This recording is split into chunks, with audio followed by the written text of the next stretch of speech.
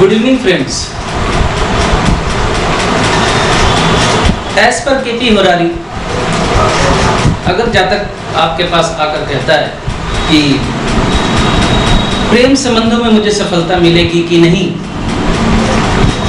क्योंकि ऐसे मौके पर जब भी जातक आता है तो उस वक्त वो काफी प्रैक्टिकली, मैं आपको एक बात बोलूं कि उस वक्त वो लड़का या लड़की जिस लड़की को या लड़के को पसंद कर रहा होता है उसका प्रश्न उसी से संबंधित होता है।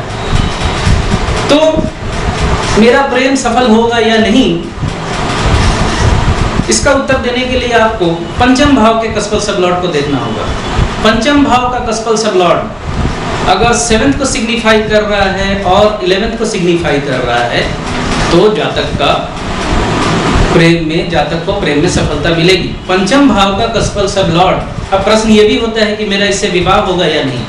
पंचम भाव का कस्पल सबलॉर्ड अगर 11th को सिग्निफाई कर रहा है तो जातक प्रेम में सफल होगा, लेकिन 7th को सिग्निफाई अगर नहीं कर रहा है किसी भी तरफ तो जातक प्रेम में तो सफल होगा लेकिन विवाह में सफलता उसे नहीं मिलेगी।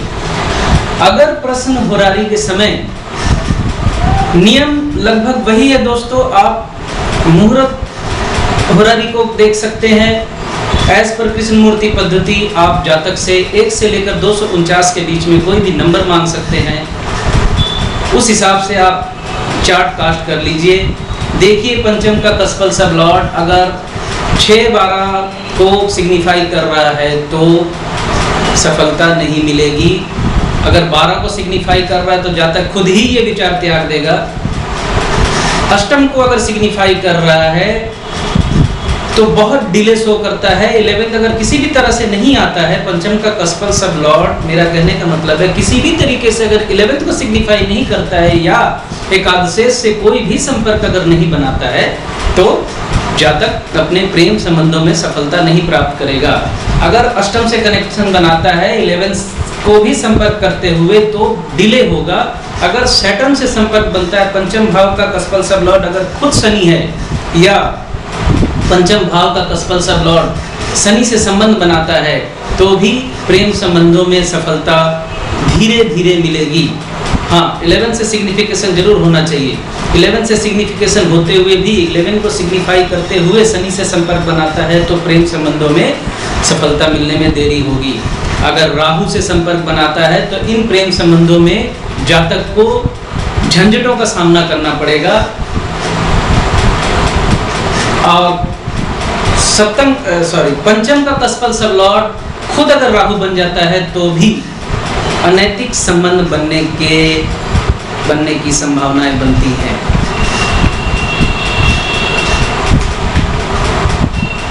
एक चीज चलते चलते और बोल दो दोस्तों, जब भी हुरारी चार्ट आप मुहूर्त हुरारी चार्ट अगर खोलते हैं इस मामले में या नंबर हुरारी को फॉलो करते हैं तो एक दृष्टि आप लग्नेश पे जरूर डाल लें। अगर उस समय लग्नेश अगर नीच राशि में मूव कर रहा है प्रश्न हुरारी के समय, मुहूर्त हुरारी के समय,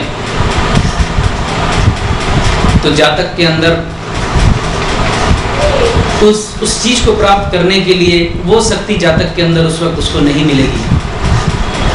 लग्नेश हमेशा देखना बहुत जरूरी है हर प्रश्न कुंडली में। ये एक ब्रह्म वाक्य याद रखना है कि लग्नेश की स्थिति आपने देखनी ही है। भले पंचम देखिए, भले सप्तम देखिए, भले द्वादश देखिए, एकादश देखिए, लेकिन लग्नेश की स्थिति को देखना है। यहाँ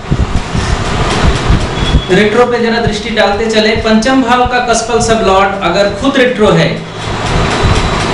और मार्गी के नक्षत्र में है तो जातक को सफलता मिलेगी इस प्रेम संबंध में। जो प्लैनेट रेट्रोग्रेड है इस वक्त गोचर में, वो जब मार्गी होगा तब। अगर पंचम भाव का कस्पल सबलॉर्ड ऐसे नक्षत्र में है जो ग्रह रेट्रो है यानी वक्री है तो भी वो प्लैनेट जब मार्गी होगा तो जातक को इस प्रेम संबंध में सफलता मिलेगी। 11 का सिग्निफिकेशन होना ही होगा, ये पहली शर्त है, बाकी बातें बाद में। अगर पंचम भाव का कस्पल सबलॉर्ड अगर रेट्रोग्रेड होते हुए किसी रेट्रोग्रेड प्लैनेट के नक्षत्र में ही है तो 11 का सिग्निफिकेशन होते हुए भी सफलता नहीं मिलेगी दोस्तों। आजमा के देख लीजिए।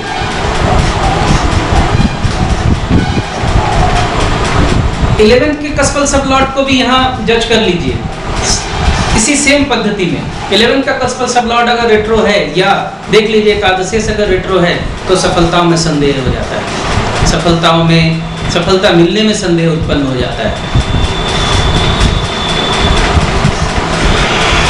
अगली बार फिर किसी प्रश्न को लेकर आपसे मुलाकात होगी। तब तक के लिए नमस्कार।